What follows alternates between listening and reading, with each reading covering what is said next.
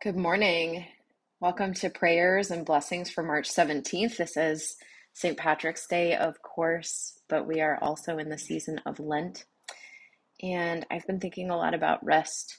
I've been thinking a lot about the ways in which we overwork ourselves, and how even Lent calls for us to work harder sometimes. But in fact, it's time for wise resting. It's a true Sabbath, to look around ourselves and see the world as it really is and not as we would like it to be only. So I want to read a piece of text from Genesis 8 and then a poem and sing a blessing to you all. Hear these words from the book of Genesis, chapter 8, verses 1 through 5. But God remembered Noah and all of the wild animals and all the domestic animals that were with Noah in the ark. And God made a wind to blow over the earth, and the waters subsided, and the fountains of the deep and the windows of the heavens were closed. The rain from the heavens was restrained, and the waters gradually receded from the earth. At the end of 150 days, the waters had abated, and in the 7th month, on the 17th day of the month, the ark came to rest on the mountains of Ararat. The waters continued to abate until the 10th month. And in the 10th month, on the first day of that month, the tops of the mountains appeared. This text makes me think about how even the ark of Noah, which was responsible for carrying all of the life of the whole earth in its body while God remade the world, even that ark rested and waited until it could see what to do next and where it was. We have so many stories and instructions for those who work without ceasing. The Holy Scriptures tell us to rest. They tell us to stop. They tell us to pause. And they tell us this so that we will remember that we are not God, that only God is God. And so that we will remember the preciousness of what we carry. Like the ark carried those animals, we carry the very spark of the divine everywhere we go. And we are asked to protect it and to not let it blow out. And so hear this blessing from the very Irish poet, John O'Donoghue, from his book To Bless the Space Between Us. It's appropriate to have an Irish poet on an Irish day, says this part Irish woman. For one who is exhausted, a blessing. Now I invite you to close your eyes and just receive this. When the rhythm of the heart becomes hectic, time takes on the strain until it breaks. And then all the unattended stress falls in on the mind like an endless increasing weight.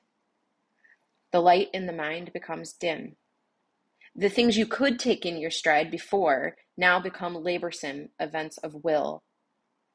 Weariness invades your spirit. Gravity begins falling inside you, dragging down every bone.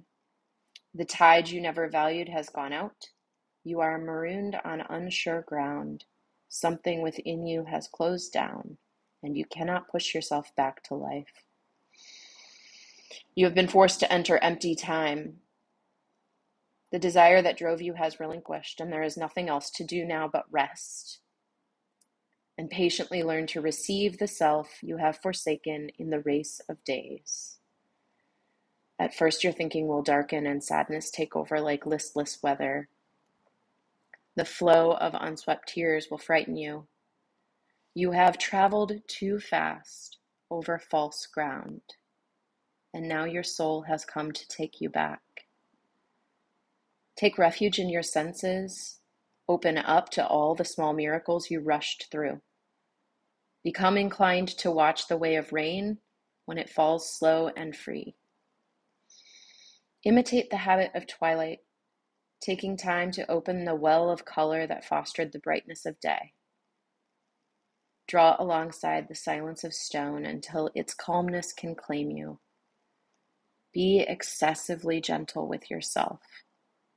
Stay clear of those vexed in spirit. Learn to linger around someone of ease who feels they have all the time in the world.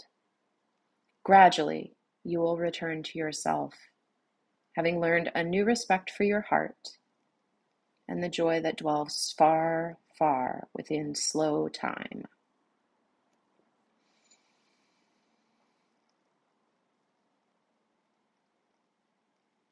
Where do you need to rest, friends?